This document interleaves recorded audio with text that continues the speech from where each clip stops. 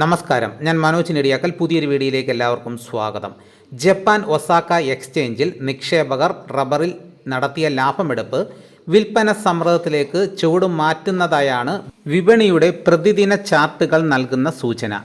വാരാരംഭത്തിൽ kilo 380 yen വരെ മുന്നേറിയ rubber ഇന്ന് 367 ഇടിഞ്ഞു.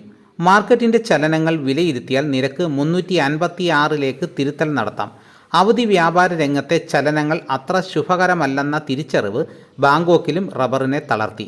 അവിടെ കിലോ 234 രൂപയായി താഴ്ന്നത് ഇന്ത്യൻ റബ്ബർ വിലയെയും ബാധിച്ചു. കൊച്ചിയിൽ 4ാം ഗ്രേഡ് കിലോ 216 രൂപയായും 5ാം ഗ്രേഡ് 213 താഴ്ന്നു.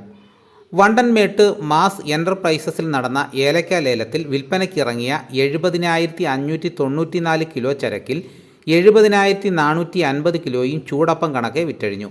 ആഭ്യന്തര വ്യാപാരികൾ ശരാശരി ഇനങ്ങളിൽ കാണിച്ച താൽപ്പര്യത്തിൽ നിരക്ക് കിലോ 2,207 രൂപയിലേക്ക് ഉയർത്തി. മികച്ച ഇനങ്ങൾ 3,138 രൂപയിൽ കൈമാറി. ദക്ഷിണേന്ത്യൻ നാളികേര ഉൽപ്പന്ന വിപണി പുതിയ രക്ഷകനെ നേടുകയാണ്. ചെറുകിട വിപണികളിൽ വെളിച്ചെണ്ണയ്ക്ക് ആവശ്യക്കാർ കുറഞ്ഞതിനാൽ മില്ലുകാർ കൊപ്ര സംഭരണത്തിന് ഉത്സാഹിച്ചില്ല. വ്യവസായികളുടെ നീക്കം കണ്ട് കാർഷിക മേഖല പച്ചത്തേങ്ങ വിൽപ്പന നിയന്ത്രിച്ചത് വിപണിക്ക് താങ്ങായി.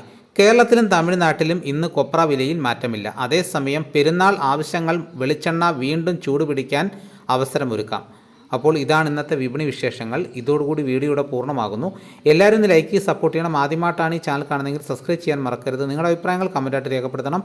ഈ വീഡിയോ എല്ലാവർക്കും ഒന്ന് ഷെയർ ചെയ്ത് കൊടുക്കണം. മറ്റൊരു വീഡിയോയുമായിട്ട് ഉടനെ എത്താം. എല്ലാവർക്കും എൻ്റെ നന്ദി.